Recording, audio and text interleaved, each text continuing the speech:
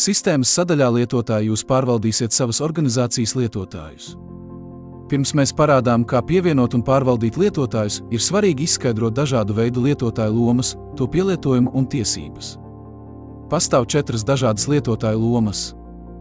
Administrators, pakalpojumu vadītājs, pakalpojumu sniedzējs, patiesā labuma guvējs. Apskatīsim katru atsevišķi. Administrators ir jūsu superlietotājs, kurš var redzēt visus datus un veikt visas funkcijas jūsu organizācijas kontā, tostarp visu lietotāju pārvaldību. Lai gan ir viens izņēmums. Iespēja pievienot papildu administratorus ir rezervēta tikai tiem administratoriem, kuri ir norādījuši pārstāvības tiesības un kurus esam identificējuši un pārbaudījuši.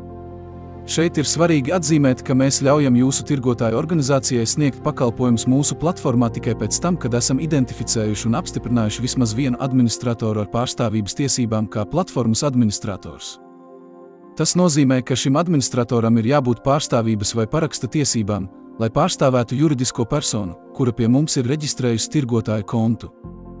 Tādā veidā varam pārliecināties, ka visas šajā tirgotāja kontā veiktās darbības tiek veiktas reāla uzņēmuma pārstāvja deleģējumā un atbildībā. Lai mēs varētu pārbaudīt šī administratora identitāti, šai personai būs jāveic identifikācija, izmantojot mūsu izmantoto trešās puses risinājumu. Mēs nosūtīsim jums saiti, lai sāktu šādu sesiju, vai arī jūs varat to izdarīt patstāvīgi, izmantojot šo darbības pogu tabulas labajā pusē blakus lietotājiem. Nākamā loma ir pakalpojumu vadītāja loma, kas ir paredzēta darbiniekiem, kuri pārvalda vienu vai vairākas struktūrvienības jūsu organizācijā.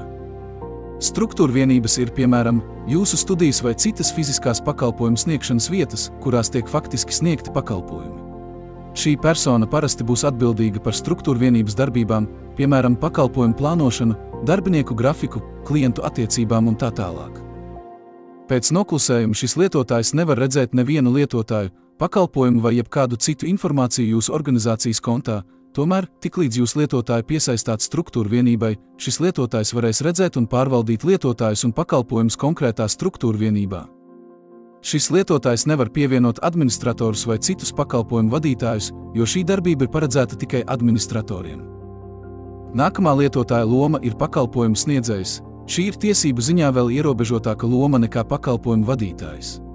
Šī loma ir paredzēta tiem darbiniekiem, kuri nepārvalda pakalpojumus, lietotājus vai jūsu struktūrvienības, bet pārsvarā sniedz pakalpojumus konkrētos pakalpojumu pasākumos, piemēram, instruktori, treneri, pasniedzēji un tā tālāk. Šiem lietotājiem ir ļoti ierobežots pieejamo sistēmas sadaļu skaits, un to galvenā funkcija ir pārskatīt un pārvaldīt savu grafiku, aplūkot informāciju par pasākumu dalībniekiem un reģistrēt tos. Un pēdējā loma, ar kuru jūs varat saskarties, ja esat administrators, ir PLG, jeb patiesais labuma guvējs. Šo lomu mēs izmantojam tikai kā platformas operators atbilstības nolūkos. Mums kā regulētai finanšu iestādē ir jāidentificē nozīmīgi mūsu tirgotāju patiesā labuma guvēji, tie jāpārbauda un jāidentificē. Šim nolūkam mēs tos iekļaujam jūsu lietotāju katalogā, veicot klientu uzticamības pārbaudes. Tagad mēs varam pievienot dažus lietotājus mūsu organizācijai. Nospiediet pogu, uzaicināt lietotāju, un jūs varat uzaicināt savu pirmo kolēģi. Ierakstiet vārdu, uzvārdu, e-pastu, tālruņa numuru, izvēlieties lomu un norādiet uzņēmuma struktūrvienību, kurai piesaistīt lietotāju.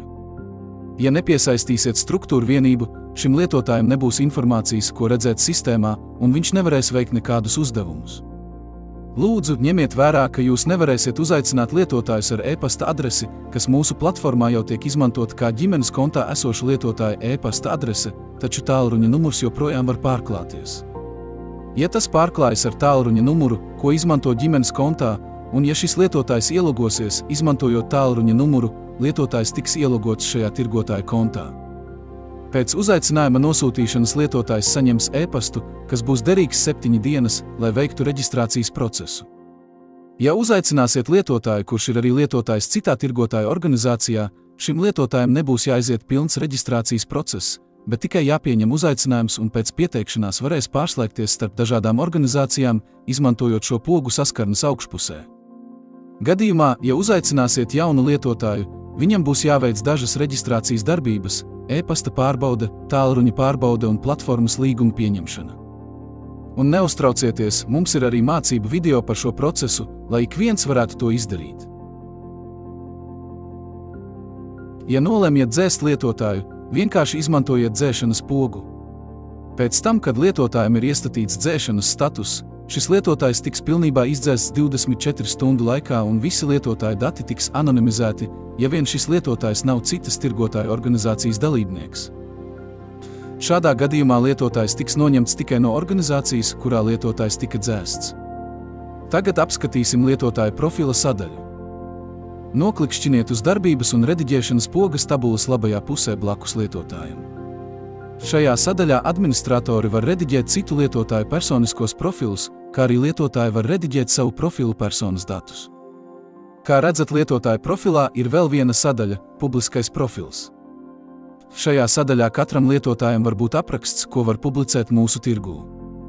Jūs varat pievienot fotoattēlu, par un kvalifikācijas aprakstu un nodrošināt profila publiskošanu.